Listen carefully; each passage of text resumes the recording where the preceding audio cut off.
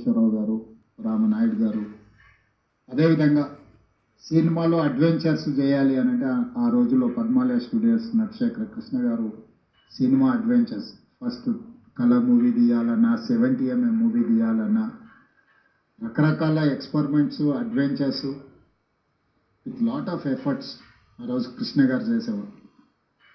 కృష్ణ గారు ఒక సంవత్సరంలో 15-16 సినిమాలు హీరోగా నటించి రిలీజ్ అయిన రోజుల నుంచి ఇప్పుడు 5-6 సంవత్సరాలకు ఒక సినిమా తీసే పరిస్థితి వచ్చింది. ఎందుకంటే నేను కృష్ణ గారి అభిమానిని కాబట్టి అన్ని వివరాలు నాకు తెలుసు. మేము అన్ని లెక్కలు పెట్టి వాదించేవాళ్ళం. నేను వనపర్తిలో చదువుకునేటప్పుడు సినిమాలు అక్కడ రిలీజ్ అయ్యేటివి కాదు. అయితే హైదరాబాదు లేకపోతే కర్నూలు ఇట్లా కొన్ని ప్రాంతాల్లోనే సినిమాలు రిలీజ్ అయ్యాయి. మొదటి రోజు చూడాలంటే వనపర్తి నుంచి కర్నూలు 100 కిలోమీటర్స్ లారీలో ప్రయాణం చేసి సినిమా చూసి వచ్చేవాడిని మేము.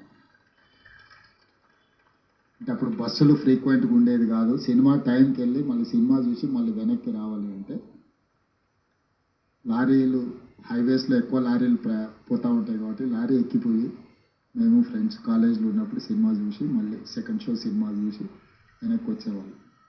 సో సినిమా అనేది మధ్యతరగతి వాళ్ళ మీద